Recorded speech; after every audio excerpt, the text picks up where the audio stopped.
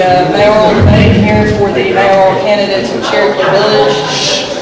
My name is Lauren Siebert, and this is... I'm Elaine Brown, reporter from Villager Journal. All right, so we are going to go ahead and get started, and we will start with the introduction of ourselves and then also our wonderful volunteer timekeeper, Victor. Let's give everybody give him a hand because he's got the hardest time.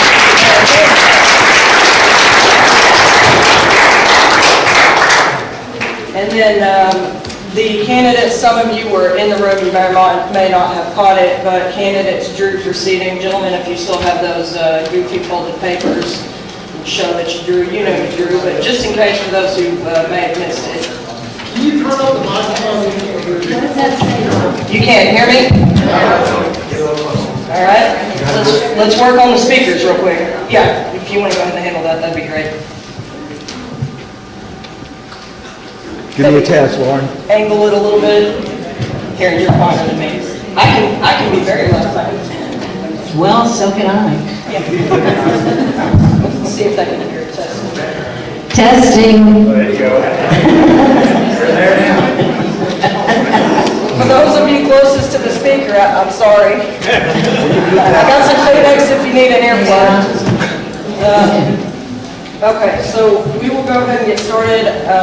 First, Talk to the mic. all right.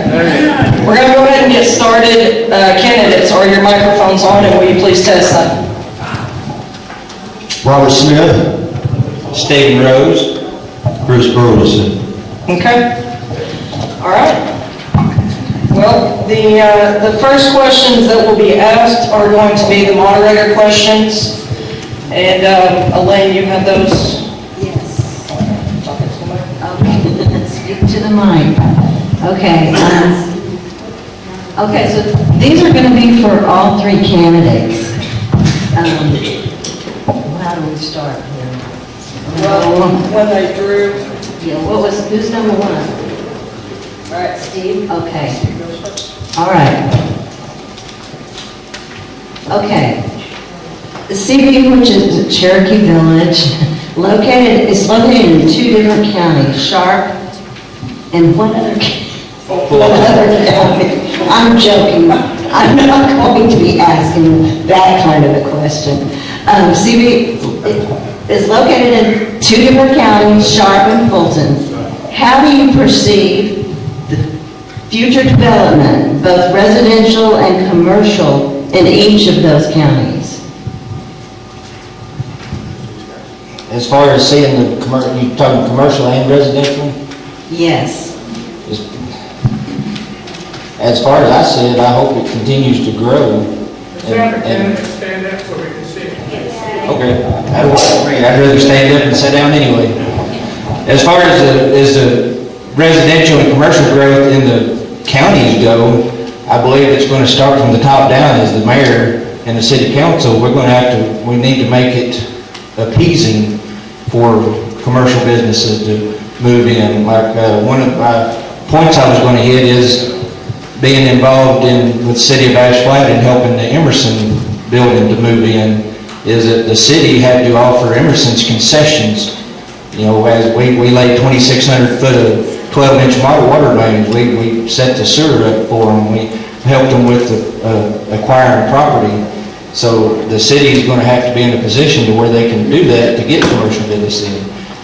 And hopefully with the turnabout of that is if you can get more commercial businesses in, as far as, and the residents will come along with them. Part of my thing with the residents is they have to have decent roads. You know, you have to have fire, you have to have police. We have to keep maintaining the level of city services that we're used to. So, is that all? You didn't go over your time. Okay. I'm probably a little short-spoken. I apologize for that. I'll repeat the question. Cherokee Village is located in two different counties, Sharp and Fulton. How do you perceive the future development, both residential and commercial, in each of them?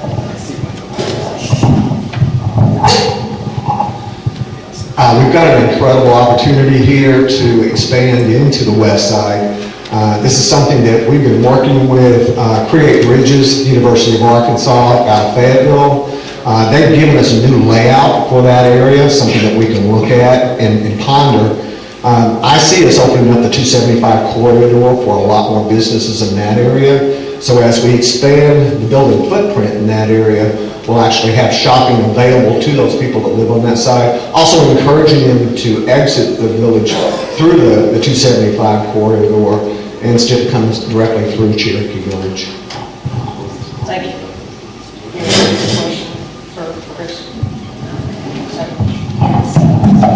Thanks, I need that clarification. I really do. Okay, Chris. Mr. Rose. Do you have a question? Okay, You want me to repeat I the remember the question. Okay. Okay, well, for me, there's no difference between which county, the way to bring in businesses. I just think of, if I were a business owner, what would I be looking for? Well, I'm gonna be looking for the location that taxes me the least and harasses me the least as far as restrictions and pretty much the same if I'm looking for a place to build a house or a place to start any type of business. I just want the place that's, you know, I like Cherokee Village, that houses are kind of cheap. But ultimately, the deciding factor is who's going to harass me? Who's going to make me jump through legalistic hoops? And so I can't speak for every business. The idea of giving certain businesses special privileges or special perks, I'm not real big on that. I think everybody ought to be treated alike, whether a business or otherwise. That's it. Thank you. Okay, this next question, and again, we are rotating in questions and answers. So Rob, this question will begin with you. In 2024, we're expecting a full solar eclipse on April the 8th, Sharp County being within the path of totality of that eclipse. What plans, if any, will you put into action to optimize income for the city as well as optimize safety for residents and out-of-town visitors? That's an excellent question. I don't know who asked it, but These yes. are moderator questions. Very good. There are two camps here. Some people believe that this is going to be a non-event. There's some of us that do believe that this is going to be a huge event. I believe this is an opportunity for the cities in all of Sharp County and Fulton County to pull together and become a coalition. And whether or not this day becomes like something monumental or if it just becomes a day in the park, what we will bring out of this is the cities of Ash Flat, Eden Shade, Cave City, Salem. We're all going to come in to work on one common goal, and that's to make these people feel as comfortable as possible. So if it's a huge event, the city of Cherokee Village is going to benefit through all of these coalitions that we've built with the other cities. If it's just a day in the park, guess what? It's still going to be the same thing. We're going to walk away with a combination of coalitions with other cities that we will be able to reach out and touch those people again in the future, and we can recreate another event with these people, or we can recreate other events like it that will benefit everyone in the area. So I think we have an opportunity here to really pull the resources of the entire county or counties. Chris, same question. Do I need to repeat it? Yeah, I'm kind of flew by. Okay. In 2024, we're expecting a full solar eclipse on April the 8th, Sharp County being within the path of totality, Fulton as well. What plans, if any, would you put into action to optimize income for the city as well as optimize safety for residents and out-of-town visitors? Well, for the solar eclipse, well, I would presume that there's probably going to be get-togethers in parks and stuff like that. I really haven't, kind of caught me by surprise as far as if anything's been planned. I don't know. But as far as safety is concerned, besides, not looking at the sun, I would certainly in the event that it's at a park, some organized event, you would certainly want it published or put out there that, hey, you need to avoid looking at the sun or accidentally, but other than that, I really can't think of any safety hazards relating to an eclipse. Thank you. Stephen, do I need to repeat the question? Did your mic die? There it is, it was red, now it's green. As far as the special preparations for 2024 eclipse, I am looking forward to it. I hope it turns out to be something positive for the area, to bring a lot of people in. As far as capitalizing on income for the city, I know a lot of the viewing areas are actually probably going to be owned by SID or individuals. I mean, I don't know of too many viewing areas that the city owns, but we can still capitalize on more people being in town while working with the police and fire to provide extra protection that day. But one of my thoughts is that if I win the election as mayor, I want to get with all the mayors in Sharp and Fulton County and have a inner workings, have a coalition, so to speak, of mayors to see where we can better ourselves, to get with all the other mayors, because their cities may have things that they can offer that Cherokee can't, and we can capitalize between everybody to make it good for both counties. Thank you. Okay, we will now move on to candidate questions for opposing candidates.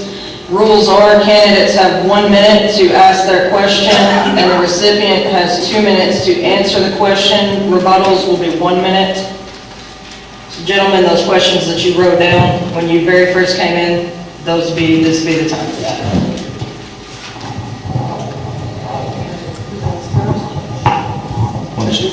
Who starts first, Chris? I think it's, We start. yeah, you got me off Yeah, track. Chris. It is Crystal. Okay. You want them to ask? One at a time for, yes, you guys do it one at a time. Okay. Well, I wanted to ask Rob, what new taxes would you consider and what new taxes would you not consider as mayor? Thank you, Chris. Actually, that's something that I have done at the beginning of this year when we lost quite a bit of our income. I opened an economic development group, and we took a look at different things that we could do as far as franchise taxes, different taxes on our building permits, increasing those, our licensing taxes and things like that. I said no to those at the time because I really felt like we needed to keep our doors open for people coming in, building houses, and people coming in to build those houses. So that was really important to me. The one tax that I am going to push, I felt like we didn't do enough education on it, but I really feel that the city could benefit from a 1 cent sales tax. And I see all the faces that cringe in this room right now, but I'll go back to my original idea. I mean, I don't know how much you people spend in Carol's Restaurant or DG or Casey's, but if you're spending $1,000 a year in those places, you're not going to be affected much more than $10. But if you look at the hundreds of tourists that come through this area, they spend hundreds of thousands of dollars in those areas. So what I'd be asking the citizens of Cherokee Village to do is to tax the tourist dollars as they're coming in. And I know a lot of you have gone out and you've gone to places like Fayetteville, Little Rock, and things like that. If you ever bother to look at your tax on the things you're purchasing there, or the hotel rooms that you're staying in, they can be upwards to 17.5%, 19%. So this is something that we can think about when we're looking at that 1 cent sales tax. It would actually double the $175,000 that we're now receiving. That would close our budget gap right there. That would get us on solid ground to move into the future and really create a great village moving forward from this point on. Thank you.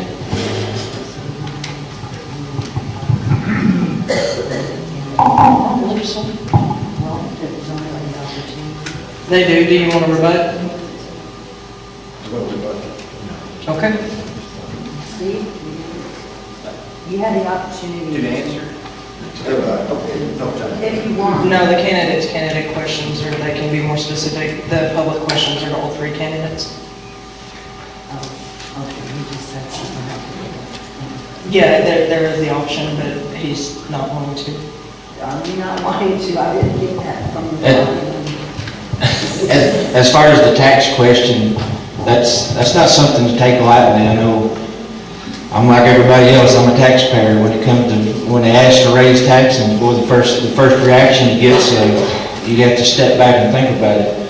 So, I mean, if you're going to ask for the tax, you need to exhaust all efforts to make sure that is the last option and not be the first option.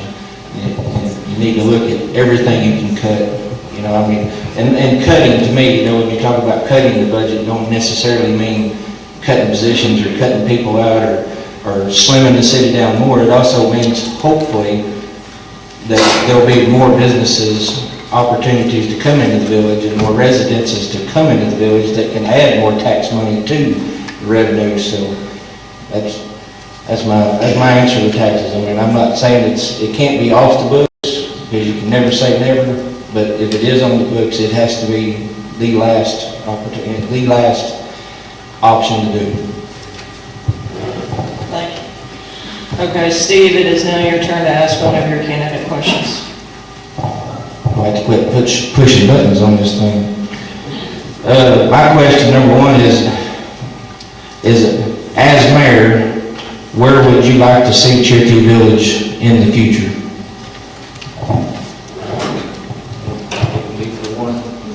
One or all, whoever wants to answer.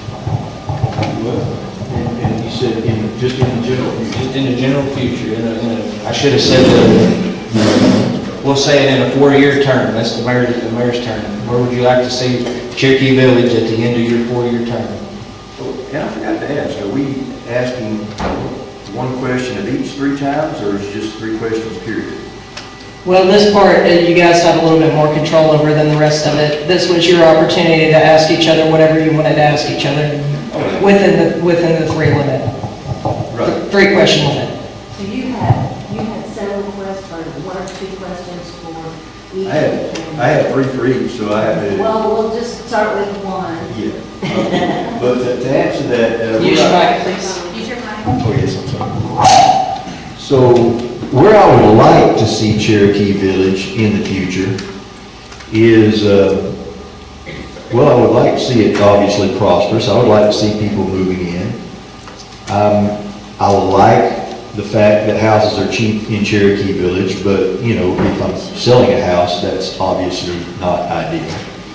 But the thing, you know, as I said earlier, I think the thing that's going to bring people in is if they trust the city government and the SID not to harass them, not to have unexpected taxes when you buy the lot next to you and next to your house for $500 and they charge you $150 a year in SID fees and you have to let it go back to the state. That's not the type of things that brings people in or attracts them.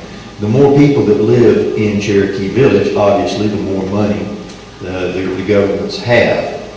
But where I would like to see Cherokee Village is being a place that people just trust the government not to harass them. When you start a business, you know, there's rules about how you have to design your parking lot and the bushes and the trees. That's the kind of stuff that makes me not want to start a business there. And so, to me, I would like to see Cherokee Village attracting people by being the builder-friendly, business-friendly, and resident-friendly place.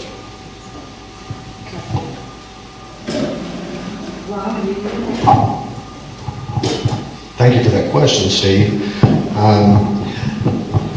The working landscape of the United States, the working landscape of the globe is changing right before our eyes. The people who used to get in their cars and drive to offices and campuses and stuff to do their work is completely changing.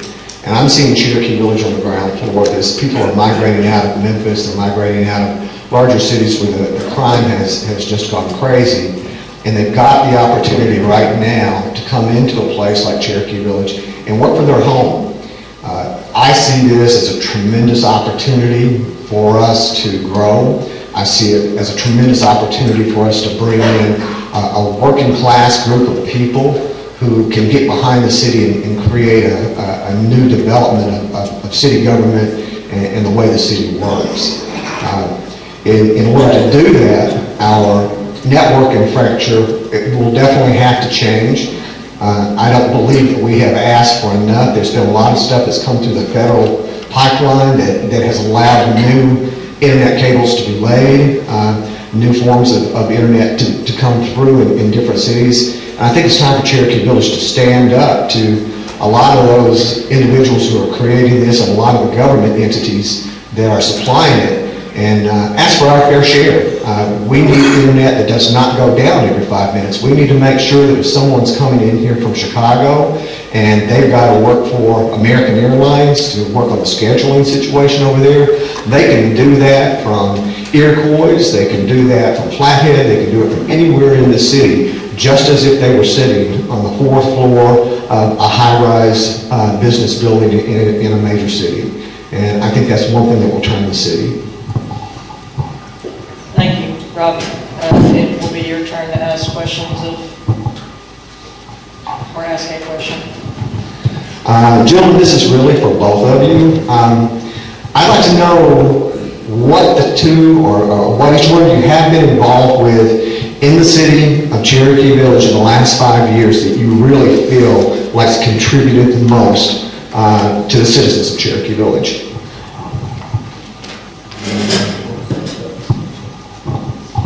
I'm sorry? What was that?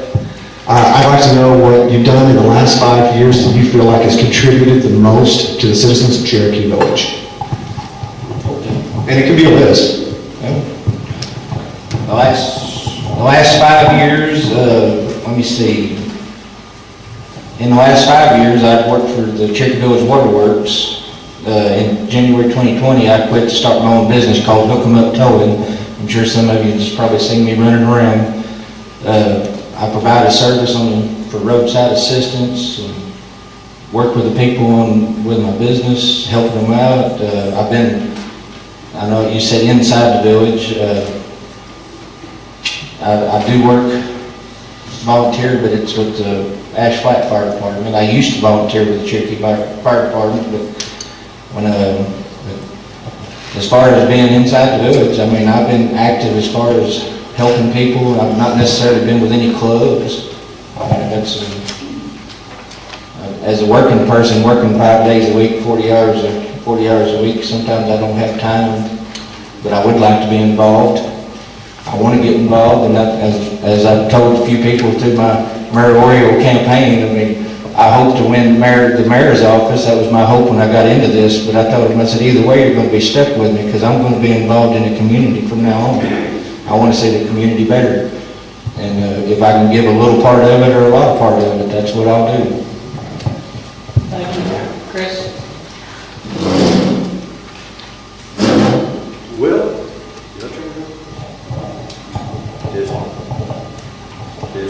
It's got to turn green. It's green. It should work now. Jesse? There. Well, now, obviously, I have not been involved in the city government, which is actually my asset. As odd as that may seem, I don't have any alliances, I don't have any friends, I don't have any big shots that I owe any favors to. Jesus Christ my Lord, but aside from Him, I owe nobody nothing. And I've never accepted even so much as a slight favor from anybody. And so being involved with city and in this little project and that never happened. And but like I said, sometimes these sort of things become social clubs, which kind of, I don't claim to be, more stronger than anybody else, but I'm just not tempted by peer pressure because I have not been involved in anything that's kind of social clubby. That's my answer. Thank you. No need to sit because it's your turn to ask your next question. Well,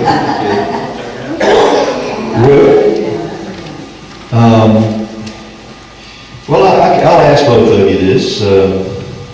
If a sitting mayor were to receive, let's say, a free golf club membership, or they just get to golf for free, would you call that corruption?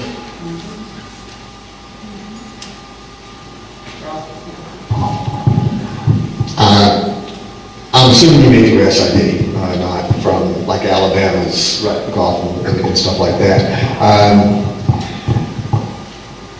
That really is something that you want to approach the municipal league about. And again, I could say that my knee-jerk reaction is no, that would not be considered corruption. That would be like someone giving me a membership to the Copper Feather for free, and I was allowed to go in there because that's kind of the way I view the golf courses. I don't play golf, so it's never been something that's been on my radar.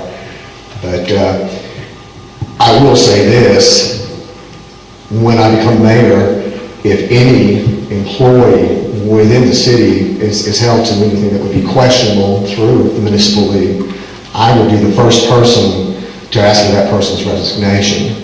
I feel like that we need to be completely transparent to the citizens of Cherokee Village and who we work for. And if something were pulled before the municipal league and they completely pulled it out and said, that is against all rules, you cannot be doing that, then that employee would need to find another job, be it the mayor, someone on the city council, or someone in the street department, if that was something that was inappropriate.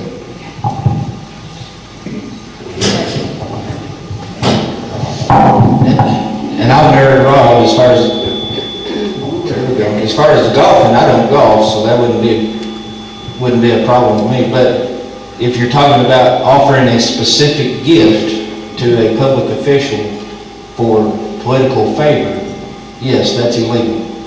And that's a crime that can be charged both ways. Now, if you're talking about somebody who says, I'll give you a golf pass for a birthday, that's not a crime, I don't know how that would be a crime, but if you're asking for a specific, that is a crime, yes, and corruption cannot be tolerated. And you lead from the top down, so you lead from, the mayor leads from the top down, so it has to be fully transparent. And that's another reason I'll get into about the reason I threw my hat in to run for mayor is that I have felt in the last few years that there is a definite breakdown between mayor, city council, and public relations with the citizens. And I'm hoping that that's something in my fortitude is I'm pretty good at being able to compromise and get along with people from many groups. And I'm hoping to be able to bring that to the mayor's office because we can't operate as a city if the citizens don't trust the leaders that are in charge. So we're going to have to work, and it's not going to be an easy job, whoever wins the mayor's office. They're going to have to work at getting the public's trust back in the city hall office. Thank you.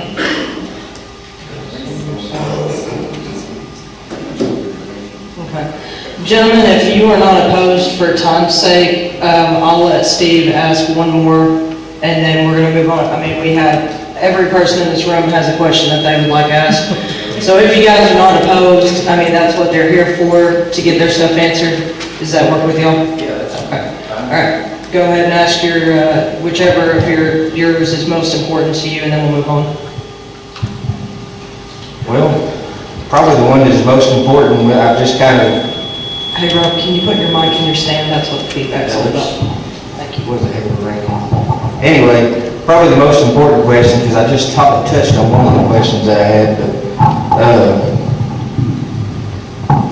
as a mayor, how would you deal with residents that are going to have differing ideas on positions than you have personally? Chris. My turn? Chris? Yeah.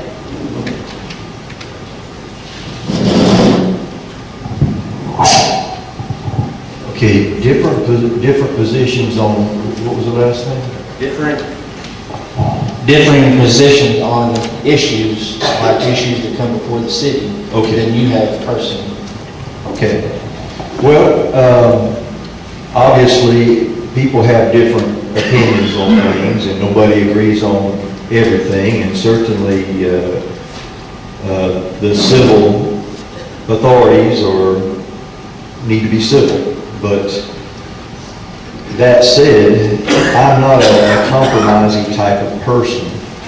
And so, there's a civil way to not be a compromiser.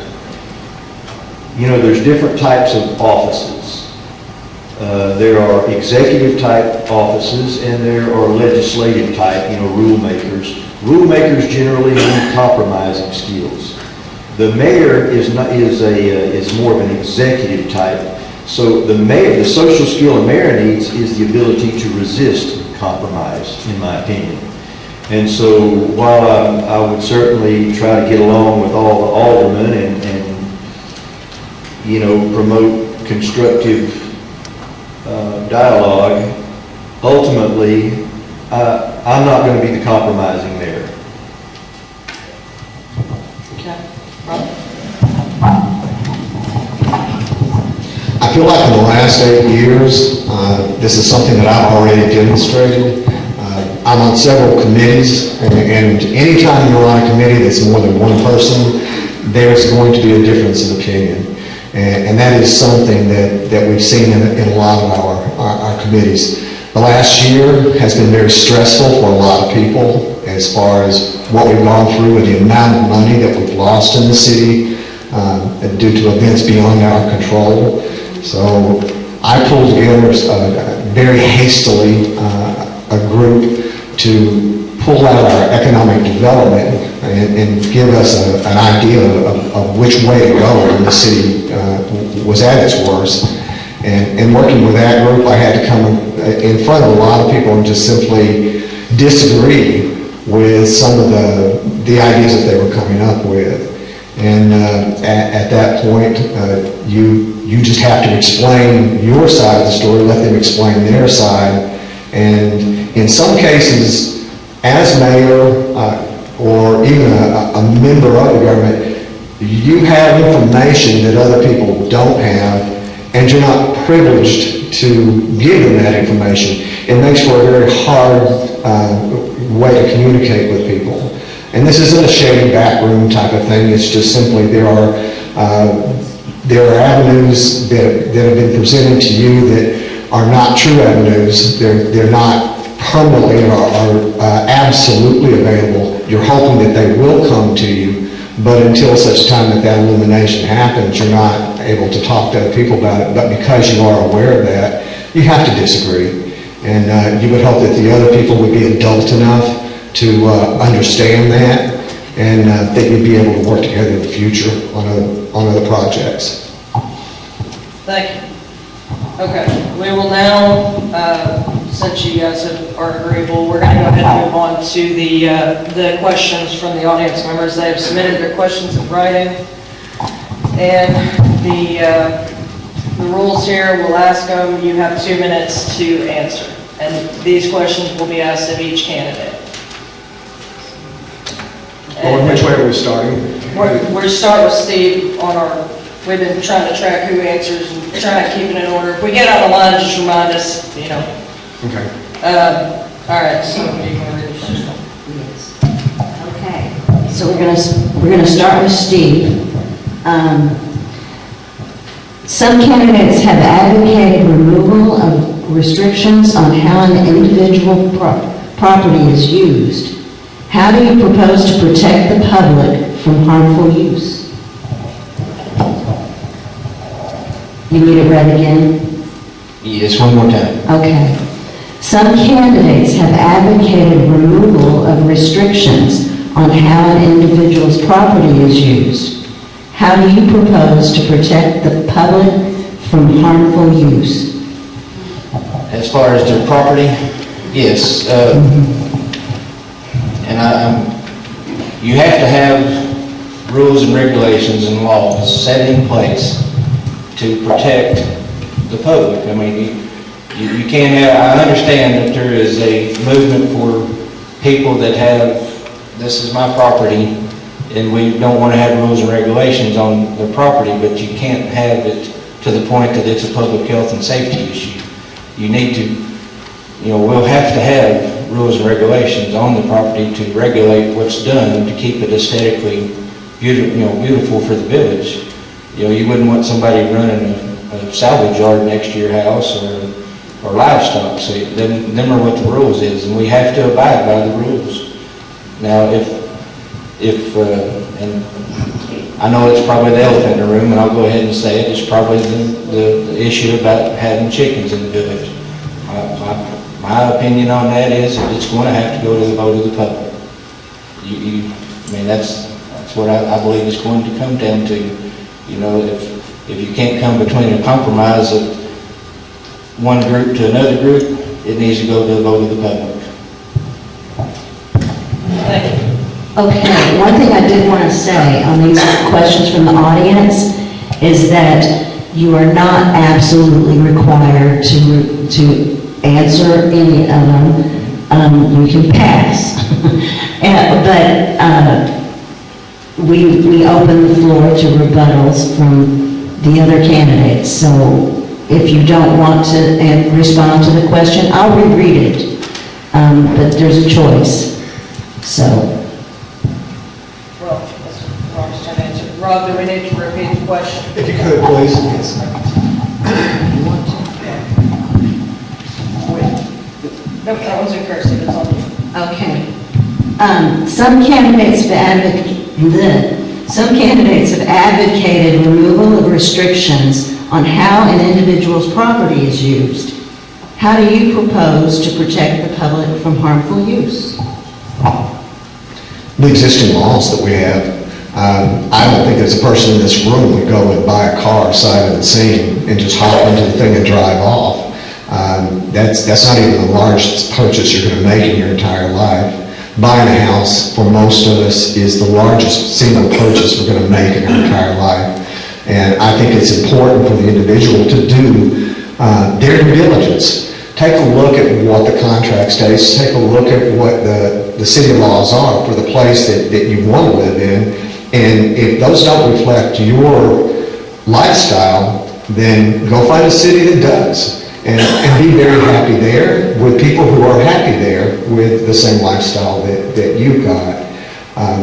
We wrote these laws and we wrote the ordinances, and this has been going on for 20 years since we've been an incorporated city. It wasn't just yesterday. Someone didn't just wake up and say, I'm going to make a rule that you can't have this or you must mow your yard. I moved here because those rules were in place. And I would be very dissatisfied after being here for 22 years if someone just yanked those out from under me. Now, going back to Steve's comment, if this went before the city of Cherokee Village and the majority of citizens in the city decided that this is something they wanted to do, have grass knee-high to a telephone pole, goats in the backyard and cows roaming all over the place, then at that point I would have to make a different decision on where I wanted to live. And again, I would have to look at what the rules and all the things that would apply to that location before I decided to live there. But I think it's up to the individual to purchase where the rules fit them, not move into an area and try to bend those rules so the other 4,000 people are forced to live by their means or what they'd like to see. Thank you. Chris, do you need to? If you could read the second half of that question again, I'd appreciate it. How do you propose to protect the public from harmful use of the property? Harmful use of property, okay.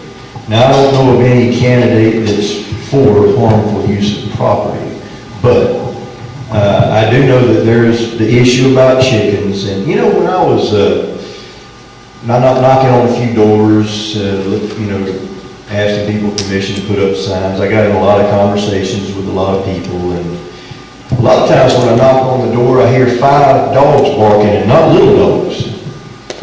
And also, I've run across a surprising number of cat collectors doing that. And so, there's a lot of things that are potentially harmful, but they're not necessarily. You can hoard cats in a way that doesn't affect your neighbors, and you can have a lot of dogs in a way that doesn't affect your neighbors. But regarding the chicken issue, really, I was never pushing for people with close neighbors where, you know, when you look out your window, you're looking in somebody else's, that really, that's not really who I was advocating for to have chickens. But there's a very large percentage of Cherokee villagers that live out in the country, they have no close neighbors. And so really it would affect nobody. And so my position is for the people who can have chickens without it negatively impacting their neighbors, then I'm for them having that right. Rather than the communist way of looking at things is to, make life suck equally for everybody. But that's not my attitude. Whatever rights I can afford a person that's not going to affect their neighbor in a negative way, I'm all for that. Thank you. Okay. This next question will start with Rob.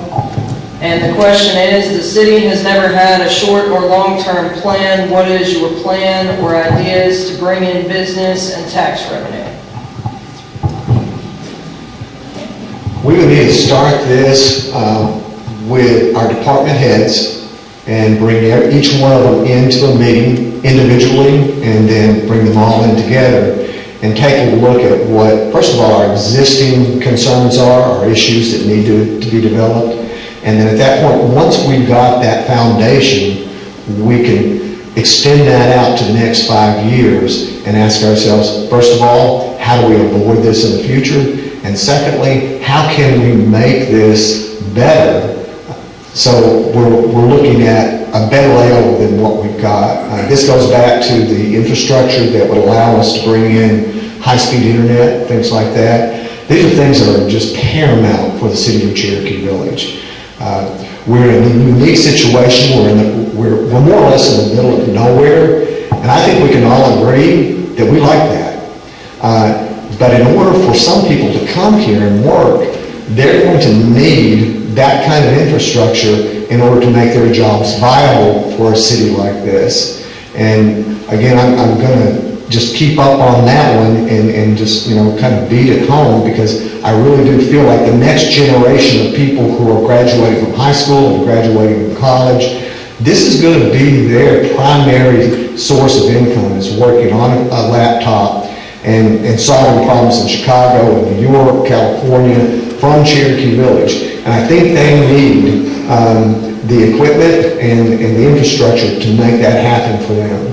One of the biggest complaints I get from these people is that we're online, we're halfway through a project, and all of a sudden my internet goes down and there's no deadline on when that's going to be fixed. In the meantime, I've got 6 other people working on this project without me. So I really feel like that's something we need to look for Cherokee Village. Just under the wire. Okay, yeah. All right, Chris, the city has never had a short or long-term plan. What is your plan or ideas to bring business and tax revenue? Well, I think I already addressed the idea of, I think what's going to attract business is that they trust the city of Cherokee Village not to harass them, to raise taxes all the time, to think of new legalistic loopholes and licenses and fees and tricks and snares every month. That was actually the reason my wife and I decided not to open a business in Cherokee Village. But to also for Cherokee Village to grow in population, which is also a source of revenue. It used to be that there was A&P, advertising and promotion money was spent to send people to Chicago to advertise about come to Cherokee Village, buy a lake house. Those days are over. Most of the lake houses are already there. There's not a whole lot of lake house lots to be sold. And so it's going to take a completely different promotion strategy than what it used to be.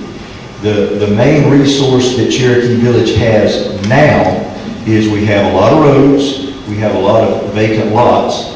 So the way you're going to attract people is by actually either joining lots together or making it so that the lot next to your house isn't so expensive as far as the SID fees, so that people are attracted to the rural parts of Cherokee Village.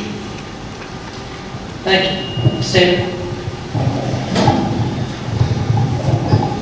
As far as putting like a long and short-term plan together, that, I'll kind of mirror what Mr. Roberts said. I mean, to me, it's, to put a short plan to me means 5 years, long plan means 10 years. You get your department heads together, and you put ideas together, what you need, what resources you have to have, what are we gonna have to do, budgetary, and also physically, fixing roads, to fire and police, to internet, what are we going to have to do, working with RDOT to try to get, things done on the highway, to get this done. We can pool the resources, and that also goes back to my other part, saying that a coalition of mayors, if that's what you want to call it, with the mayors around, to get with them, to see what we can pull together to get done, to bring more tax revenue in.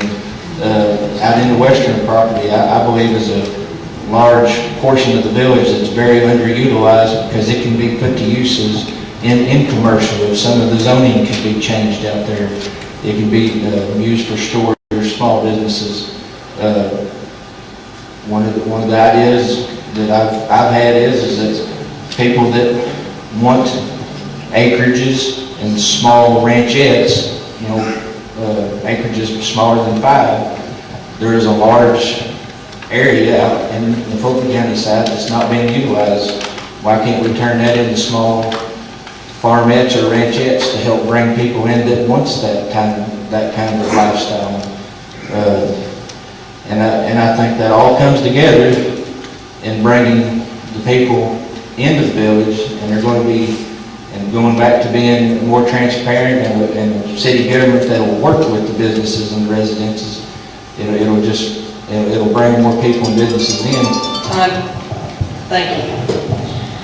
Okay, this next question starts with Chris, and it says, what do you think is a reasonable amount to charge for animal fees in Cherokee Village, and how do you plan to fund the animal control?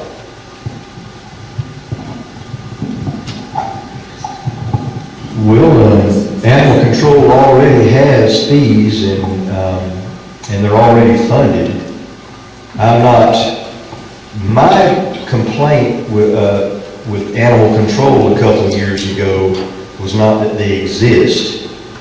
I'm glad if there's a dog running around the neighborhood that somebody can collect them. And by the way, if animal control catches a dog running around the neighborhood, and they pick that dog up, then the owner is obviously going to pay something to get that dog back. My complaint was that at the time, there was an animal control person going house to house, door to door, saying, "Where are your papers? Show me your papers." And I took offense to that. I'm not going to have somebody coming by my house demanding that I show them papers for what's in my yard.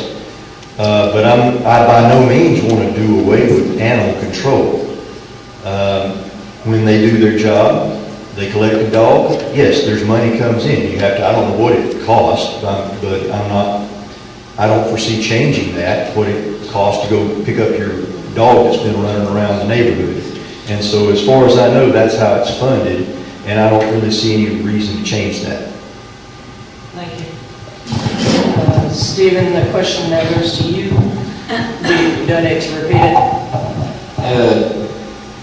No, as far as what is a reasonable amount for animal control, I'm not sure what reasonable would be considered. I mean, as long as they have to use the funds, that they get to the best, to get the job done without being overly expensive. I mean, as far as I know, I don't know, I'll pass on that one, guys. Okay. I'm not animal control savvy. Rob? $68,000 a year is not enough to fund our animal control. I'm here to tell you, I have been waiting nights because a lot of my really good friends have to work in these conditions. Right now, our dog house is completely full. We're out of food. We're begging the public to bring us more food. I'm also on the fire department volunteers, and I know that we're a strong group of men that can raise a lot of money for a very good cause. When I first moved here, there was a hospital coalition. A bunch of women had a shop in the downtown area, and they sold things and they created money for the hospital auxiliary. I'm a firm believer that we can do that. We can bring together an auxiliary of people who can identify exactly what the animal control needs, and they can go out into the city and they can ask people for that. They can create fundraisers that will allow us to do that. Up to this point, we have not owned the property that our animal control is on.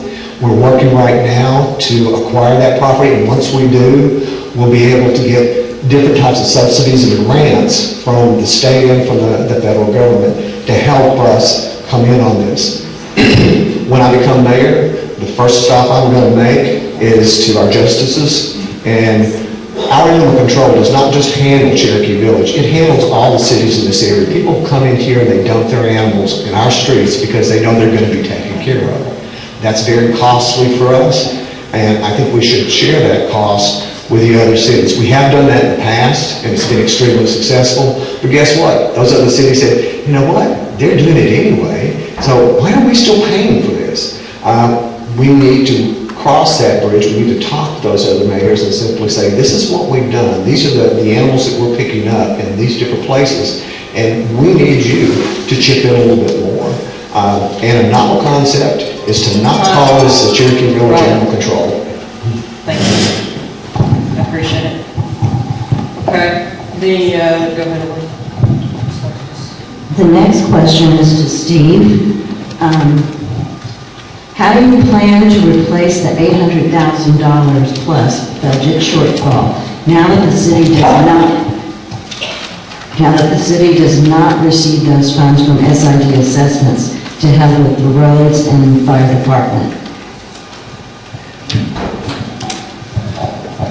Well, it's my understanding that they cut $650,000 from the budget, so it's not the total $800,000, but there is a budgetary shortfall that's going to have to be replaced.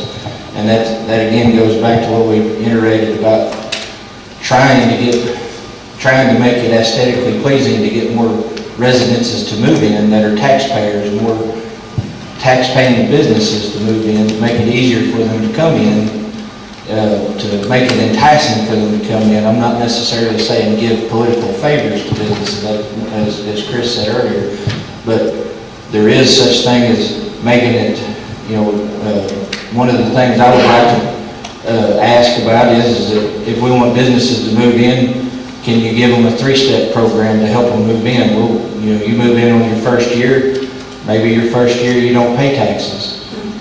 We give you a tax relief just on the city taxes, and then the second year you pay 50%, the third year you pay 100% of your taxes. That way you give a new infant business time to get up off the ground to where they can afford to pay the taxes, and instead of just hitting them all at once with a large sum. And then also, as we've talked about, it's going to take a lot of time to focus on the budget to make sure that every single dollar is being spent and not wasted, and make sure that we can get the most out of everything without raising taxes. Thank you. Rob, do we need to repeat the question? I'm all too familiar with this question. Thank you, Lauren. We lost $850,000 in 1 week. The next week, I was in front of every department head in the city of Cherokee Village, and between me and those department heads, we reduced $625,000 from our budget. Immediately after that, I started an economic development group, and we started looking at ways that we could actually bring tax dollars, more money into the city so we could make this a viable proposition. We're extremely fortunate in the city of Cherokee Village that we've watched our tax base increase on its own because of the businesses that we've had the foresight to bring in already. So we've reduced this down to about $78,000 is what our shortfall is. because of the current mayor and the current budget committee and all the people that have worked for this, this city is very well set to weather this storm.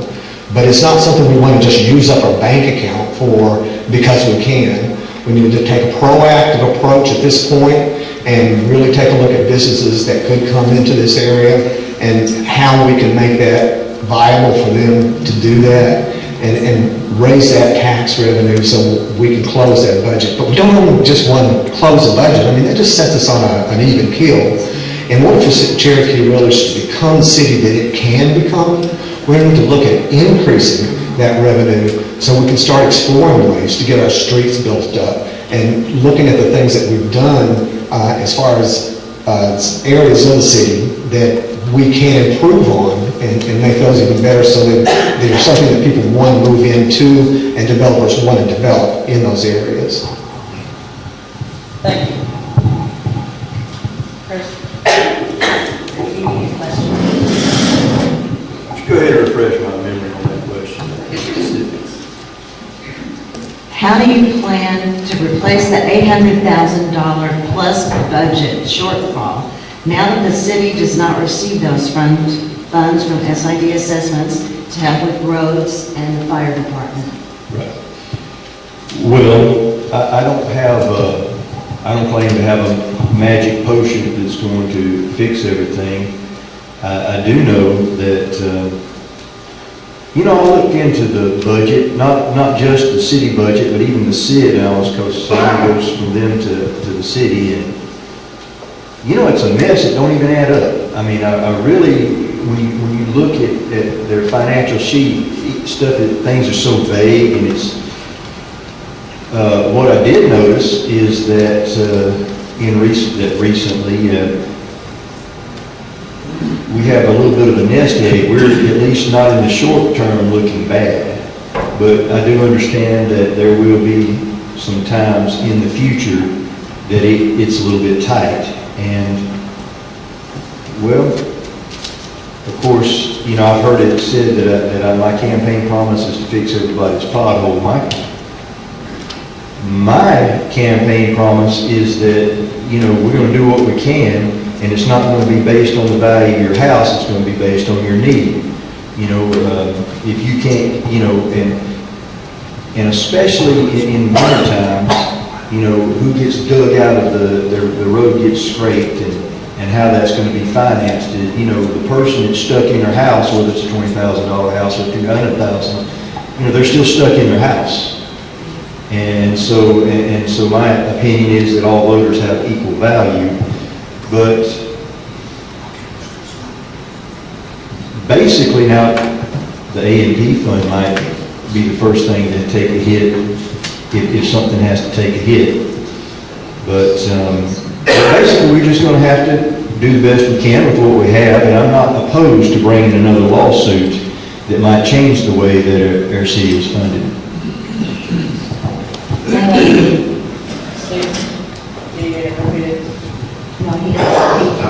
He already answered. I'm on the phone with everybody. Okay, this one's to Rob. Well, to all of you, but we'll start with you, Rob. What would be a project for the city to complete which would offer the most benefits to all of the residents of Cherokee Village? We're going to come back to roads here.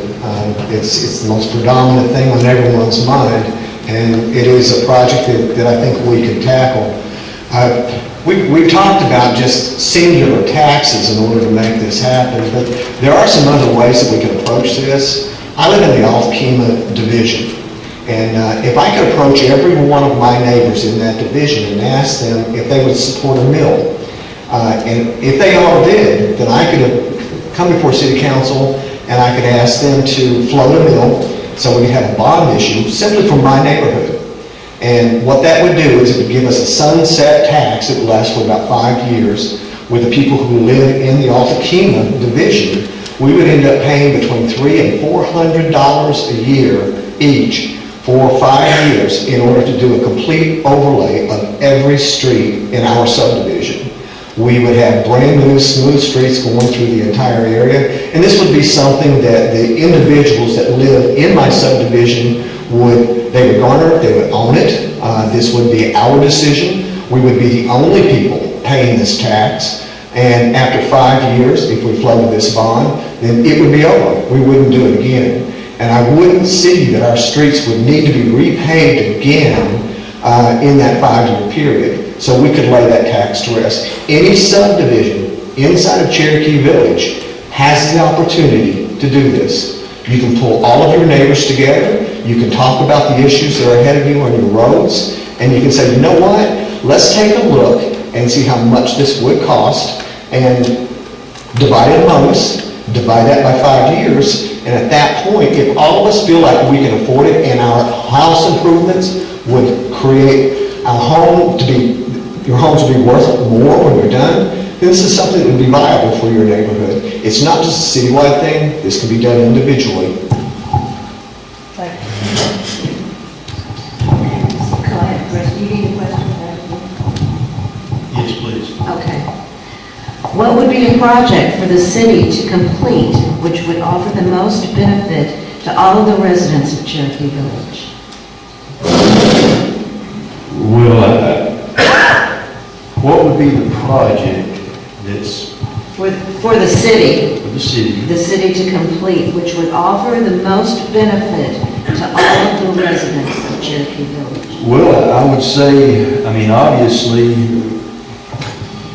our essential services, fire department, police department, street department,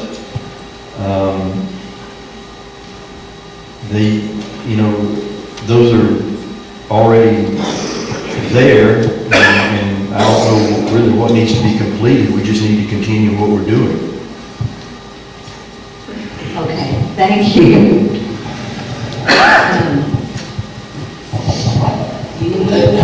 I got it. As far as like a project, if you're talking about the project to benefit residents of the village, something I would like to see worked on I'm out and about, like I said, I'm a working person, so I'm out and about a lot in the evenings, and especially now since it's turning into fall and it's getting dark early, I see people walking, I say probably from the town center townhouses, but I see a lot of people that use the walking trails, they go to the Dollar General, they go to Carol's to eat, they're walking on the streets, on the highways at night, and they're hard to see. A project I would like to see is maybe if the city can get together with the landowners and SID and the walking trail at the town center and the walking trail on Flathead by the bridge is to maybe make a walking or a bike trail that would connect to the Dollar General and the town center. That way people would have, they wouldn't be walking on the roadways. That would be an extra project I would like to see done. And even with the walking trail out by on Hospital Road, you can continue, a lot of people use that. And that is something that a lot of the residences in the village can utilize, I've been to other big cities where they have that to offer their citizens, and it's very nice to see it utilized. Thank you. Okay. This one goes to Chris. I have to think twice about that. What are your qualifications that will enable you to be an effective mayor? Well, as I said earlier, my biggest qualifications are probably also my biggest handicaps, the fact that I don't, have a support group, a clique group. I'm not in the clique. I'm not buddies with anybody important. But my talents that I bring, common sense, a conservative attitude, unbiased, and also, there's something that's kind of hard to explain, but we as working class, not in the clique people, we have this ability to smell writing, to smell a phony. And the thing is, that's why Jesus, before even the gifts of the Spirit were sent, he prayed and said, Father, I thank you that you hide things from the wise and the prudent and reveal them unto babes. I've always marveled at how the inner circle in the church can't smell the hypocrites. And I've always marveled at how the elites in the political realm can't smell the phonies. But all the rest of us can. Those of us that aren't in politics. And so all I can say is, I'm one of those babes that, you know, I just have that discernment that's very common among working class people and not so common among the elites for some reason. Steve, do you make that right again? Yes, please. Okay. What are your qualifications that will enable you to be an effective mayor? Qualifications, well, that goes back to a little bit of history on myself. When I graduated high school in 1996, I went to work for the Cherokee Village Water Department. I worked there for 23 years until I resigned in January 2020 to start my own business called Hook 'em Up Totem. I started that business from the ground up, from a $0 business to a very viable business, I believe. And I've been involved in, I was blessed to be, when I lived in the city of Highland, I was blessed to be elected to 2 terms to the Highland City Council. I served 3 years of that 2 terms. The reason I left the Highland City Council was because I moved back into the family home in Cherokee Village, which our family has owned since 1983. And when I got off the city council, I thought I was done with that politics stuff, but to be honest with you, I wanted to be involved and help make a difference in the city. So I talked to some people and heard through the grapevine that the current mayor wasn't going to be running for re-election. So that's what made me decide to put my hat in the ring to run for mayor. I was like, well, I can continue my public service as mayor. I've served on the volunteer. Rob asked what I've done in the last 5 years. I've been a volunteer since 2001. I've been a part-time police officer, and I've also served as a volunteer firefighter on Cherokee. I got my start in Cherokee Village as a volunteer firefighter and a part-time police officer. So Cherokee Village gave me my start in my public service career, and that I've been involved in city politics in one form or another since 1998. So that would be my qualifications. Okay, Rob, you want to reread? Yeah, go ahead and read that one again, please. Okay. What are your qualifications that will enable you to be an effective mayor? Well, in a past life, I did mergers and acquisitions for a large corporation. And in order to do that, every merger and every acquisition was completely different. We had to start from scratch, start from a complete chalkboard. So I became very good at project management. And in project management, you've got quite a few things that you're juggling at once. So you've got to get your priorities down. You've got to know what it is that's important to get accomplished. And under those priorities, you have to have an action plan for each one of them. And you have to have people you can trust, people you can talk to, and people you believe when they talk back to you. And this is a real good open level of communication with anyone that you're working with at the time. In that, you're also able to see all sides of any situation as it's coming up. Your side is not the only side, so it's very important that when you're dealing with people in committee situations, that you allow those conversations to come out so everyone can express their concerns and the things that they have on their plate that they're doing, things that you wouldn't necessarily think of because you're looking at it from your standpoint. I think that's something that I'm able to do.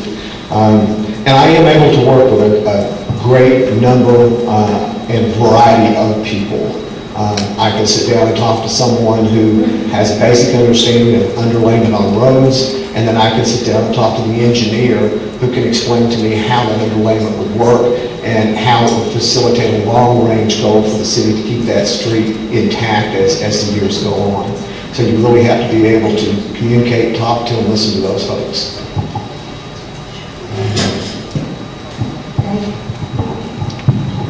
Now we go to Rob, don't we? I'm sorry. My mistake. We're going on to the next question. Okay, thank you. That'd be Steve. All right, Steve, I believe you're next. Yes. Okay.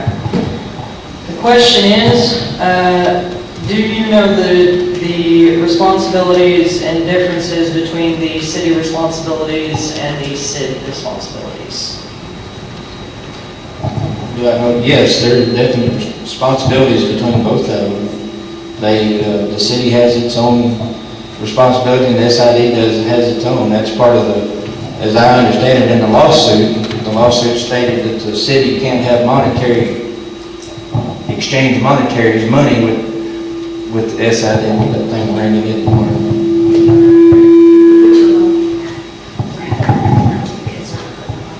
Yeah, anyway, but yes, there's definite division between the city and SID. And that has to stay that way. The monies cannot intermingle. Rob, do I need to repeat the question? No, you don't. Thank you. Basic difference is the city is monitored and audited by the state of Arkansas. We're required to follow a certain number of rules that are set out by the state of Arkansas. We're audited on that. Our procedures are very in-depth. There's not a lot left to chance. We definitely run our books so they can be looked at by the state of Arkansas. When people say that we're doing shady things in the city, I just kind of smile because the people come down from Little Rock and they take a look at our books on a consistent basis. I am very proud to say that in the last 8 years, we've had things that have cropped up in our audits, like 2 people signed a check when there was only the need for 1 person to review it. They're minor infractions. SID, to me, they're the glue that holds the homeowners together. They're responsible for the parks, for the convention centers, for this building, for these golf courses and things like that. Those are not areas that the city really gets involved with.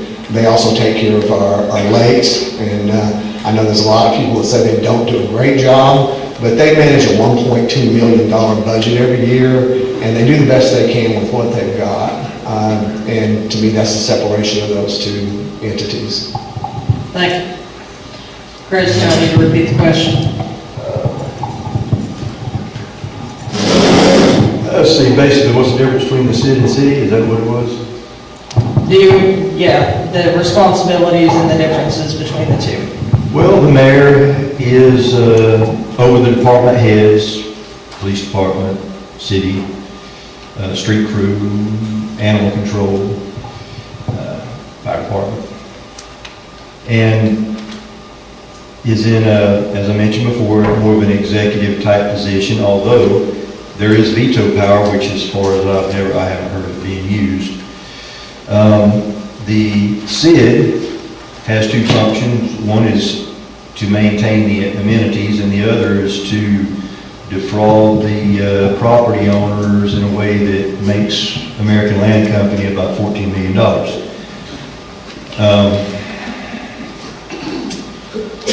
That said, I'm going to have I did mention that as mayor, I'm going to be a watchdog over the city. See, I don't have authority over the city, but there's so much the city got away with that they wouldn't have got away with if the mayor weren't in bed with them. And now I realize in theory, Chris Burleson, the trucker, could bring a lawsuit like the Konkowskis did. In reality, it ain't gonna happen. Chris Burleson, the truck driver, ain't got the money to do it. He ain't got the political clout. In a position of mayor, I would be in a lot better position if I needed to. If Kronkowski case would have happened with me and mayor, instead of the mayor being on the side of the defendant, he would have been with the plaintiffs. And yes, that does make a difference.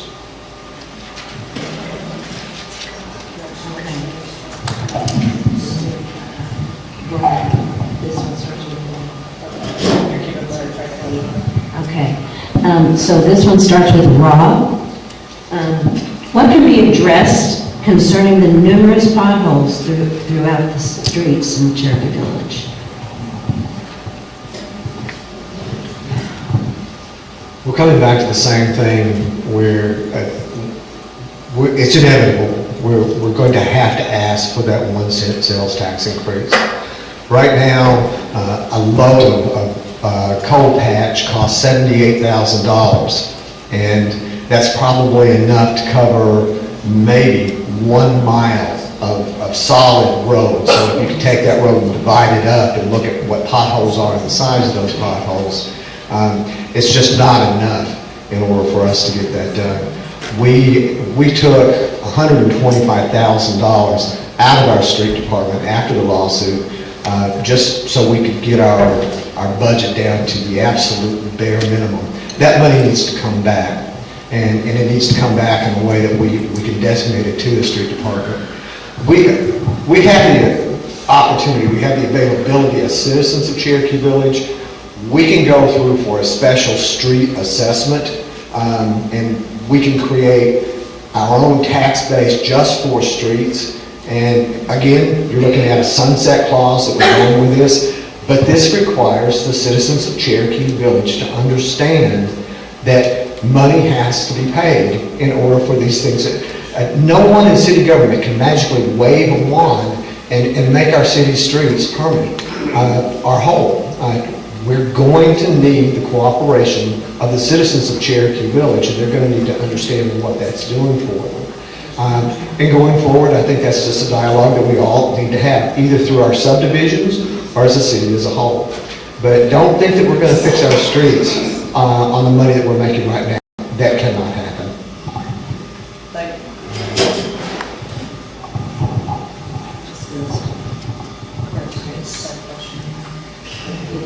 Fred again. Who's going to my turn? Oh, okay. Sorry, you're good, Stephen. Go ahead and read it again. I remember it, but I just want to make sure I'm right on topic. So this question says, what can be addressed concerning the numerous potholes throughout the streets? Okay, well, I think I touched on that.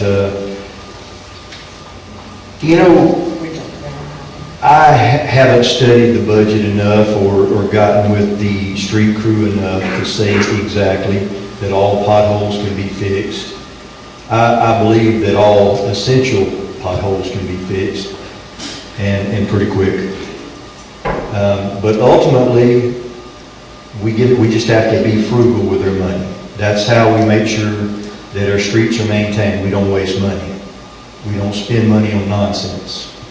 Basically the same way we handle our personal budget when the money gets tight.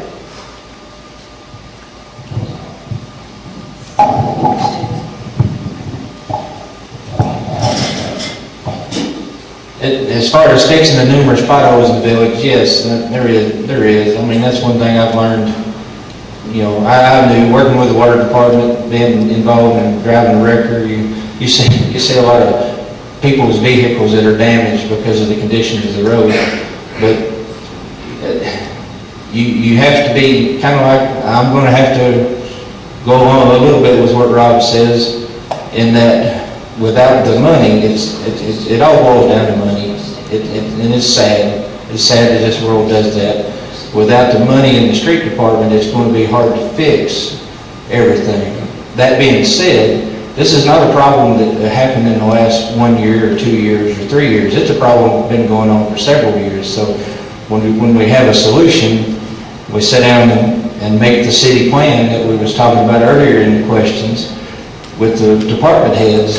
This is being the plan where we can start systematically breaking the village up into subdivisions and fixing the roads in subdivisions one by one, instead of running from the western property to the far eastern side and fixing a pothole here and there. We can actually fix the roads and spend the time to do it right.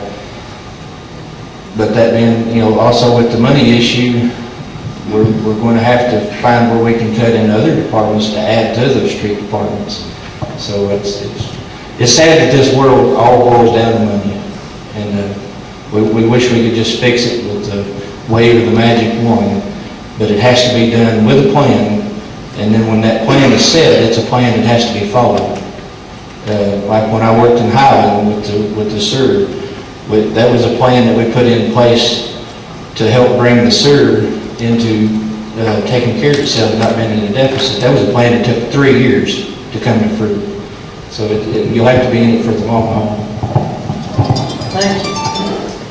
Okay, so this next round starts with Chris, and the question is, as you all know, the town has been divided since the lawsuit was settled. What is your plan to pull the town back together and help stop this bitter division in Cherokee Village that we have now? Read that one more time. It says, as you all know, the town has been divided since the lawsuit was settled. What is your plan to pull the town back together and help stop the bitter division in Cherokee Village we have now? Well, I wasn't aware that we were that divided. Different people have different perspectives. There's, there's always going to be the conservative versus liberal perspective, and to some extent, there's definitely friction between the SID and the city, but I don't really, personally, I just don't see any great divisions. I don't think there's we're not at each other's throats. It's not like the Hatfields and the McCoys. We just got a few people that disagree on some things, and I don't think that's going to change. Stephen, no need to read it again. Yes, go ahead, please. Okay, it says, as you all know, the town has been divided since the lawsuit was settled. What is your plan to pull the town back together and help stop the division in Cherokee Village we have now? There has been some division. I mean, I won't say that everybody in the village is divided. There is some division, and there may always be some division. But I think the key to pulling people together for a common goal is I was very impressed and happy to see the people that showed up to the community meet and greet that we held at the town center. The singing music on the Thursday night at the town center, that is very good stuff to get people out and to get them back engaged in the community. COVID did all of us a disservice, because up until then, and I know several people in this room was involved with the Oktoberfest that they used to have at the town center. That stuff like that, we need to bring that stuff back to get the community involved. Have events. The 4th of July fireworks. That is a community event that we need to get everybody out for. And if it takes the blessing of the city, so be it. We'll go as far as we can with getting it done. I know it takes volunteers, so it'll be a lot of man hours, but I like to see community events to bring people together, and we're going to work forward towards that. Thank you. Rob, no need to repeat it. You're good, thank you. Anytime you've got adversity and division, it tends to come from miscommunication or lack of communication. And we're back to the same thing, the wave of the future. We're in a flux right now. I'd say that maybe 3 or 4 of you actually read a newspaper that comes out in this area. Maybe 20 or 30 of you will listen to the radio. There may be half of you that are on some kind of social media. What we need more than anything else is a way to combine all the communications that's available to the citizens so that there's one message going out to everyone. So we're not getting a fractured message from one side and a fractured message from the other side that's angering people on both sides that are on the extremes. I think if you're armed with good information, you can make excellent decisions on your own. We're in a situation right now in society as a whole where it's very difficult to communicate that information to a broad group of people. And I think the city council, I think the mayor, I think all mayors of all cities in this area need to work together to figure out exactly how does that work. When our kids have to leave school, every phone in this room would go off if you were a parent of one of those students. I'm not saying that's what I want us to do, but looking at a situation like that, could there not be a way that every citizen in Cherokee Village has some kind of alert that shows up on their phone or on their computer to let them know new information is being broadcast? Something as simple as that, so we all have the same information, so we can move forward with that information. Agree or disagree, at least we all know the same information. Thank you. Okay, so this question starts with Stephen. It says, how are you going to make sure that we apply for federal grant monies for infrastructure, water, et cetera, as other cities in our area have this year? On behalf of the question asker though, water is not a city entity. Yeah, water is not, yeah, water is. So we'll stick with, I will reword for them the same question. How are you going to make sure that we apply for federal grant monies for infrastructure, et cetera, as well as other cities in our area? Basically, having to communicate, one of the things one thing that I was able to work with, and when I was a member of the volunteer fire department at Ash Flat, is I visited with White River Development at Batesville, and we was able to get a $75,000 block grant to purchase a pumper tanker for the fire department. I do know grants are based on population, and I do know that Ash Flat has a smaller population than Cherokee, so it would be different grants. But still, contacting your legislators, having good rapport with your legislators and White River Development, and just apply for all the grants you're available to apply for. The only grant you're guaranteed not to get is the one you don't apply for. Thank you. Do I need to repeat the question? No, I'm good, thank you. There are numerous opportunities that come out through the municipal league, and it's one of those things that Cherokee Village has kind of sat on the sidelines for. It takes a lot of work. And I'm going to be the one person standing up here right now to say this is going to be a full-time job for this mayor that pays part-time. But when Municipal League has a conference going on in Little Rock, someone needs to represent Cherokee Village and actually be in the room with the people who are constructing all of those grants. When we go to the governor's convention, it's not a week of just absolute parties galore. It's sitting down with people who have common interests, it's the same as Cherokee Village, and we're dissecting those issues, we're dissecting those problems, and we're coming back together to talk about how we can solve those problems. We have people in those rooms who have already had those problems, and they've already solved them. And they know the money that's involved, they know the engineers that it takes, and they know the construction crews that do this. So it's a streamlined process where you walk into a room and it is developed for one sole purpose, and that is to help this city and every municipality within the state of Arkansas because they want us to succeed. We can go anywhere from tourism to our streets departments to our fire department to our roads. We can do anything we want within the confines of the municipal league. They are a resource that we have very seldom tapped. And it's time for us to get involved with the state of Arkansas so we can see the benefits that are coming out of the tax dollars that go all over Arkansas. Thank you. Chris, do I need to repeat the question? Well, there are various types of grants that are available, and there are people that are that's what they do. They're professional grant finders. And from what I understand, that they have worked with the city and still do, but it's kind of like on a basis, they get a percentage when they get a grant. And so it's not really the mayor's job to know all the ins and outs about how to get a grant or what grants to seek. Really, the mayor's job is when a grant is found to simply make sure there's nothing fishy about it, no strings attached that shouldn't be. Thank you. This question starts with Rob. As a mayor, you will be involved in community disasters. Have you had to respond to a community disaster? And if so, what is your experience working with city and/or state agencies? We are probably one of the luckiest cities in Charlotte County because we have the department heads here that are the best to none other. I mean, they are incredible. Cal stays up on his homework, he knows exactly what's going on. Our police chief does the same thing. They work with other entities, state departments, and they know exactly what the disaster areas would look like.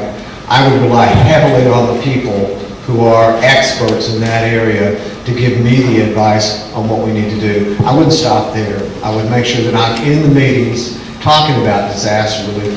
We talked about the eclipse that's coming up. The state police will be very heavily involved with us during that eclipse to make sure that we've got enough ingress and egress from the area so people can get in and out. We'll be actually operating on a disaster mode during the eclipse just to make sure that people can get in and out of this area and that people are safe when they're here. We'll also be taking looks at things as simple as cell phone towers. When you have 150,000 people coming into an area that only has 12,000 people normally, you start to dim your cell phone towers, so you don't get your reception out as much. I'm sure a lot of you have gone to Jonesboro and you've seen that your cell phone couldn't get out. That's because a lot of people are using it. But these are things that you would do in a disaster relief time, and because of that, we need to hone the skills that we learn from these particular events to make sure that we're prepared when something tragic or catastrophic does happen.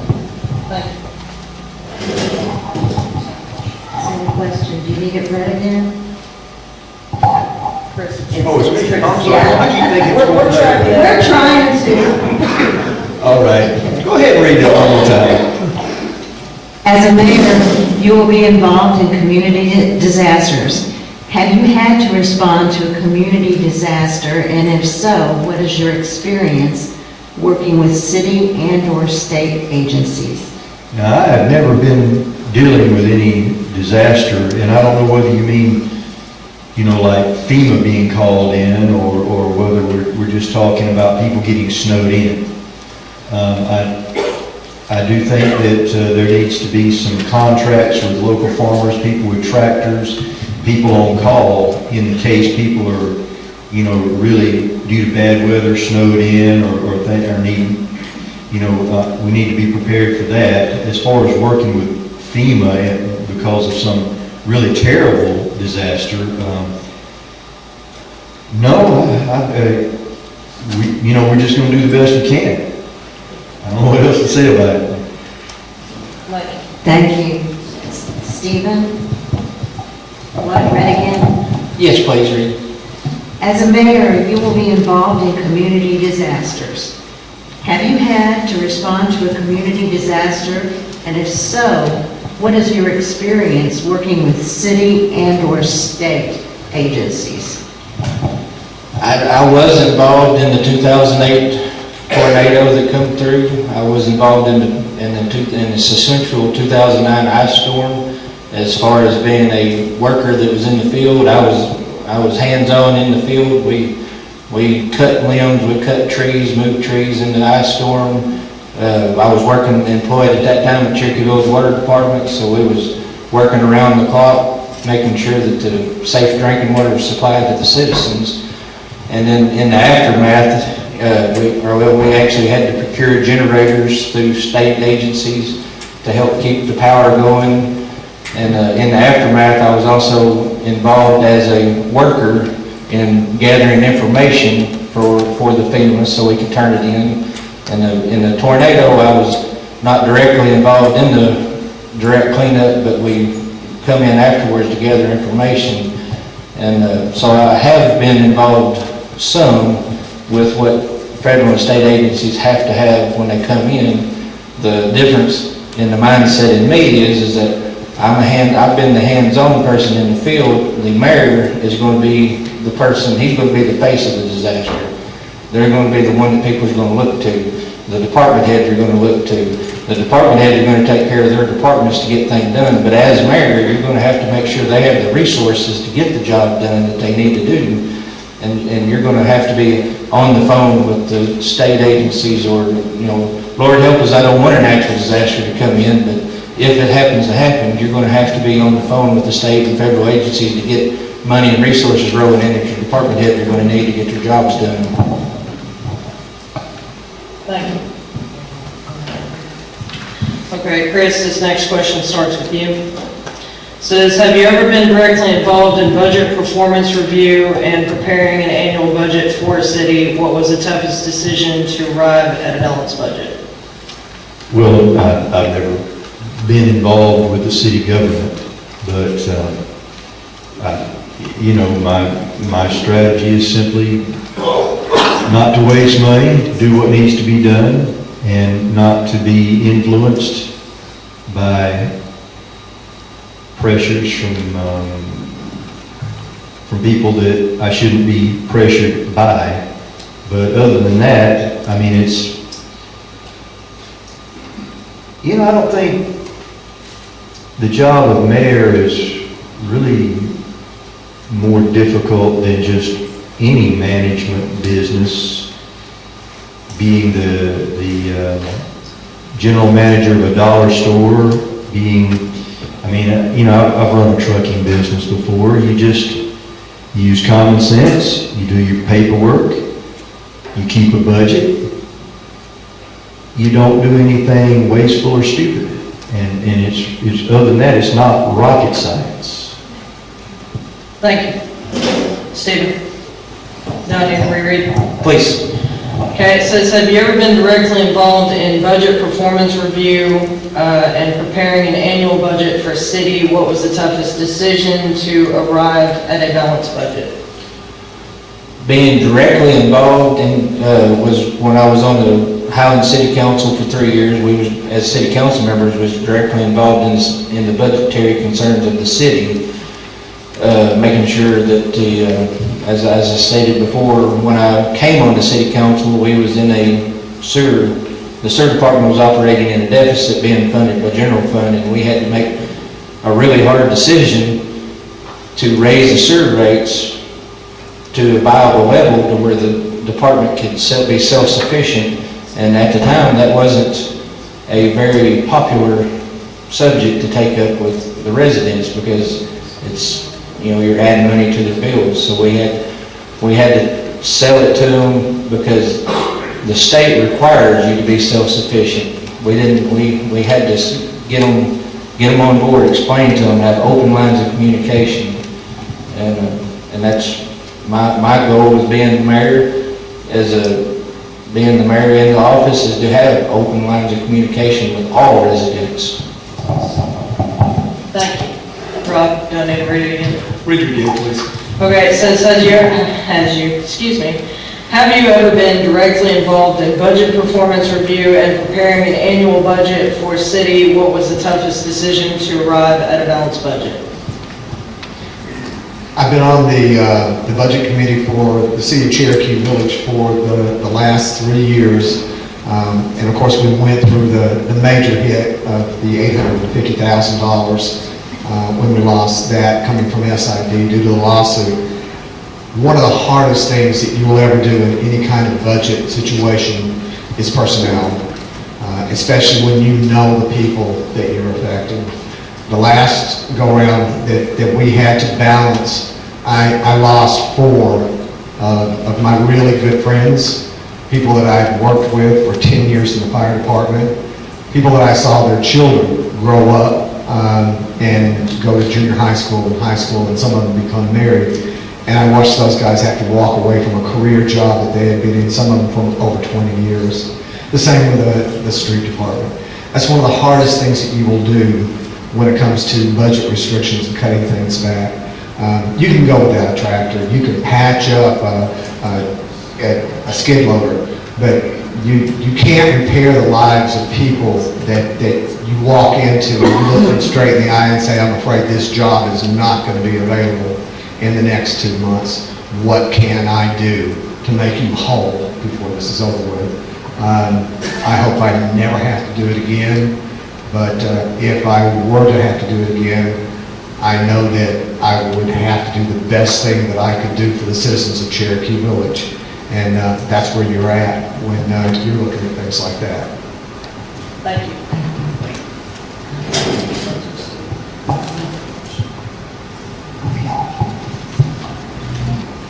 Okay, this is to Stephen. How would you rebudget the fire department? I know it's a little overlap here.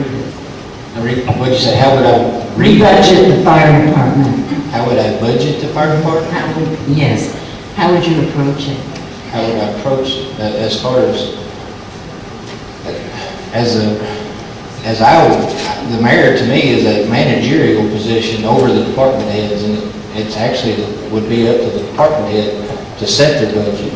Now, the mayor should have oversight in what goes on, but ultimately it's the department head who sets the budget for their department, whether it be the police, fire, animal control, whatever department in the city. This also goes to you, Rob.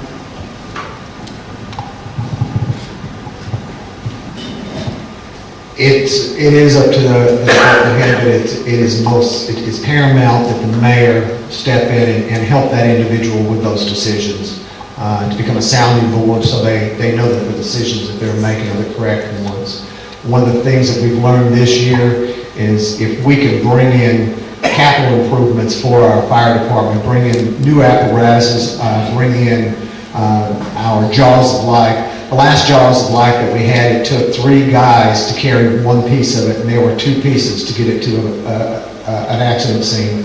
I've never seen an accident scene that happens on the side of the road. They always go up the side of the embankment, land in somebody's field, and the guys have to get that stuff there. In order for us to live with the limited number of firemen that we have now, we went through and we used federal tax dollars to buy a new apparatus that requires half the amount of people. So our fire department can operate with fewer men on it and still do the job that's required of them every time they hit an emergency. We've got a new truck coming on board, which is the same thing. It's going to allow them to service a better need using fewer men. We're going to increase our volunteer fire department. These people are not trained to the point that our professionals are, so we need equipment that is pretty much, and I'm going to call it goof-proof, where I can walk up to that machine and know that the red hose goes in the red knob and the green hose goes in the green knob. These are things that we can do to make our fire department a safer place using less money.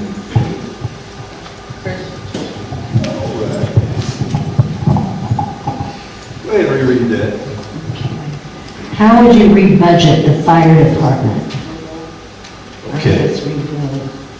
Well, I'm not sure the fire department needs rebudgeting, but, It's rebuild.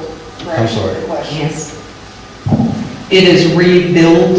It's a correction to the question. Rebuild Yes. the fire department. Okay. Well, obviously, I am not a fire department expert. I've never worked on the fire department.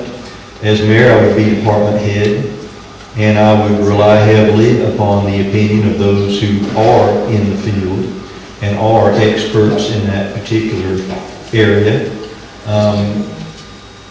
And basically, it's just a matter of exercising common sense and judgment, being well-informed, being in touch with the people that work there, and making decisions about what is going to be the most efficient way. I do not foresee any fire department budget cuts. The fire department is an essential service, so it's just a matter of keep doing what we're doing and make sure that that it's done as efficiently as possible.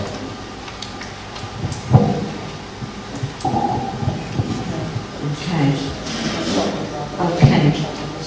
All right, it's going to, Steve started that last one. okay, all right, yeah, sorry. Guess I'm getting tired of this. This one starts with Rob.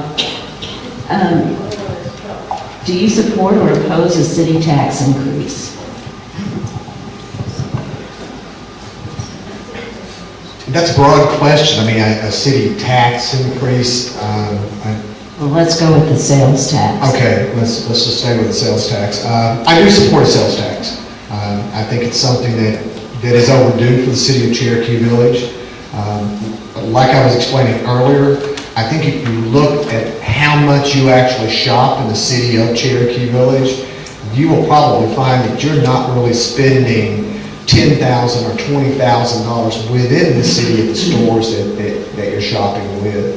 And it would make an incredible difference to what we've got in our budget. I know that it's been said on this dais today that we need to sharpen our pencils and cut our budgets. And, I work on that committee, and I can tell you right now, our pencils are about as sharp as they can possibly get. But what we're faced with right now is our fire department. Our guys are making $11.25 an hour. They can go to McDonald's and they can make more money. We've lost 2 of our police officers because they were only making $11.15 an hour. They can run to Ash Flat or they can run to Highland, and they can make $12.50 to start with after we train them. It costs us a lot more to retrain that personnel than that $11.15. So it's imperative that we be able to give our men a substantial raise that at least matches the other cities in this area, or we're going to continue to lose it. Our firemen are going to Jonesboro because they can make more money in Jonesboro than they can make here. It's a 3-day on, 4-day off job, so they're not traveling back and forth every day. They understand that. So in order to get this money back into Cherokee Village and keep the services we've got to have that tax. Okay, to you, Chris? That's fine. Okay. Do you want me to read it again? No, that's okay. My stance is no new taxes, no exceptions. Thank you. Steve?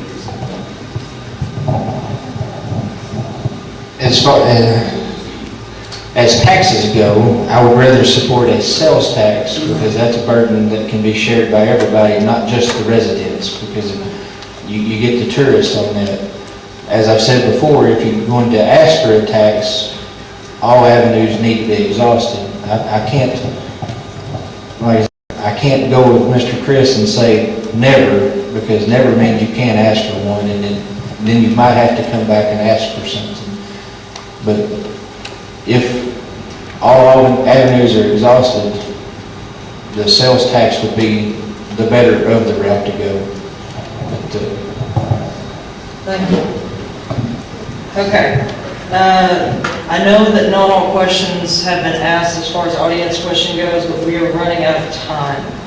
So what we're going to do is we're going to go back and allow the candidates to ask their final questions that they had yielded at the beginning. And y'all will have to forgive me. I believe the last person to ask a candidate question was Stephen on my notes. Check yours, see if I'm wrong. And these are the ones that you guys had for one another. Yes, that's correct. So Stephen was the last one to ask a question, so that would mean that it would start with Ron. So your candidate questions, go ahead, please. Do you believe the 4 cities, Ash Flat, Cherokee Village, Hardy, Highland, should become one?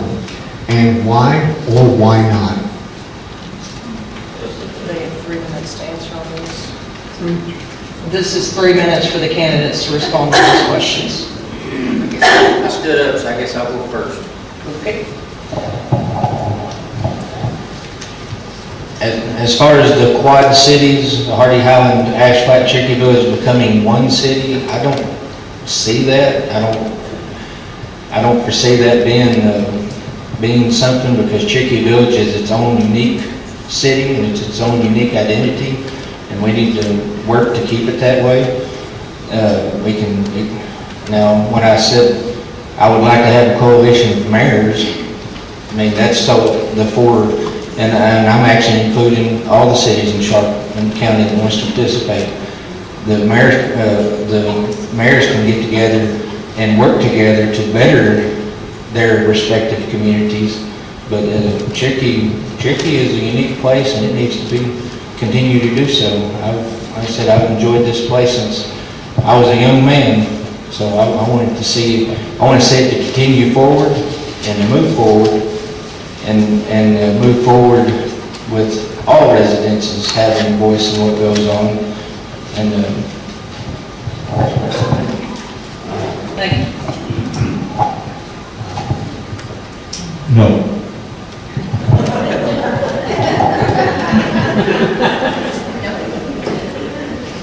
Okay.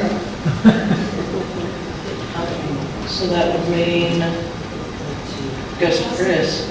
Chris, your next question for your candidates. Okay, if, and this is to both candidates, if someone anonymously claims or reports that there's a person with no close neighbors, but he has chickens running around his yard, and we're presuming that that the chickens are still, laws haven't changed or rules, how would you instruct animal services? Lauren, am I first on this or Steve? Stephen.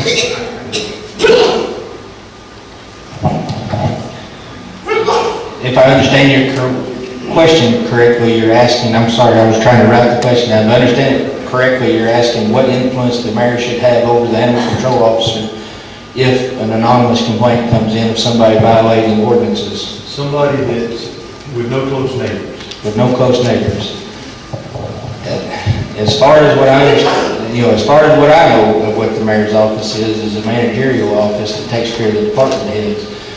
I don't believe, and I don't want to function as a mayor that's going to micromanage the department heads. The department heads should run their own department with the oversight of the mayor. If you have an anonymous complaint that comes in, it should come into the respective department head, and they should, go about enforcing the ordinances and rules and regulations of the village as their department protocols is. It shouldn't be the mayor's job to directly single out somebody to tell the department head they have to go do that. That should be the department head's decision.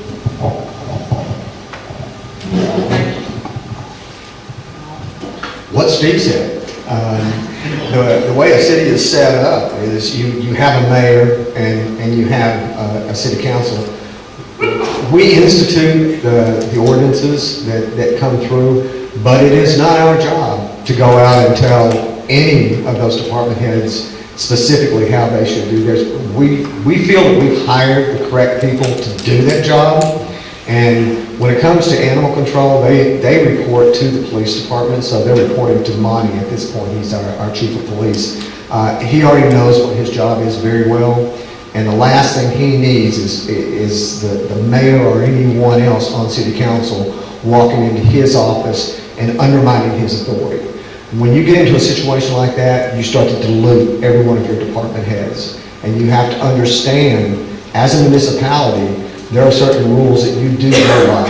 And it's a rule that keeps things from breaking down. So at that point, I would definitely say that Steve's got my answer. You hired that person, and you hired them because you respected them to do the job that is in front of them, and that's what they're there to do. Thank you. Is it okay if I ask myself that same question? Yes, of course. All right. As mayor is the, over the department heads, and I would not shrink back from being the head of the department heads. And that doesn't mean micromanage. Obviously, the department heads are experts in what they do, but yes, the mayor does have to direct department heads, and I wouldn't shrink back from doing that. And regarding the chicken issue, I think I already made it clear that if somebody's freedom is not trampling somebody else's freedoms, then my instructions to department head is you don't see it. Thank you. Okay. Steve, do you have any? I was was about to say, are there any remaining questions? Because we got, Yeah, I was gonna say I do, but honestly, the question I had has probably been answered a couple different times, because it is, just as mayor, what initial challenges do you believe you're going to face when taking office? you can go ahead and ask, and like I said, that'll be it, and we'll just kind of very quickly crush closing remarks. So go ahead, and it can be asked and answered. We do have time for that. Okay. Like I said, my question, which I know we've answered it in a couple of different ways, but is, as mayor, what initial challenges do you believe you will face when taking office? Rob?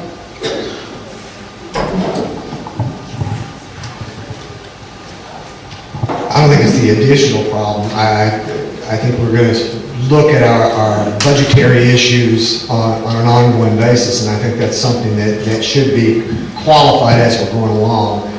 We talked about this 2 or 3 times, and I think this is where we have answered it, but I think it is very important for the mayor of Cherokee Village to set out a strategic plan on what this city is going to look like in the next 4, and the next 8, and the next 10 years, in order to get some kind of goal set up so we can get project timelines in place so we can head in that direction.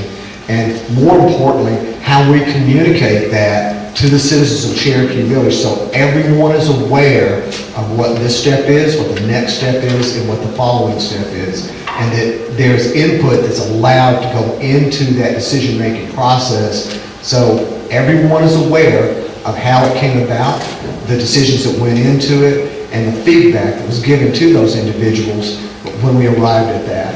And people moving into the city will also be aware that this is where the city of Cherokee Village sees itself in the next 10 years, and these are the steps that the city of Cherokee Village sees to create that reality when we get there. And I think that's where the city really needs to concentrate. Let's focus on this future. Let's make this the best Cherokee Village that we have ever had. Thank you. Chris? Well, I mean, there's always going to be problems, but I don't really foresee any great problems. Initially, just getting used to a new administration, the fishbowl type atmosphere, a little cattiness with people 2 doors down and stuff like that. But I just don't see any great problems. Thank you. And at this time, we, unless you want to answer your own question. Okay. I'll give it a real quick answer. What I wrote that for is one of the initial challenges, I believe. I mean, we've talked about budgets and money, but one of my initial things of being mayor and coming into office is to get back to the open lines of communications, repair the differences between 2 factions, if so, to bring the people back together and to get everybody in one accord so we can move together. Yes, we've had a rough, no doubt, cities, private businesses has had a very rough last couple of years, losing money, going through COVID. It's been rocky. We can start at the first of the year anew and start fresh with a new start and move forward together. Thank you. That being said, I would like to thank you all for being here today very much. It is a rare sight to see the community come together and be civic-minded and have an interest in the things that are happening in the community. It's refreshing.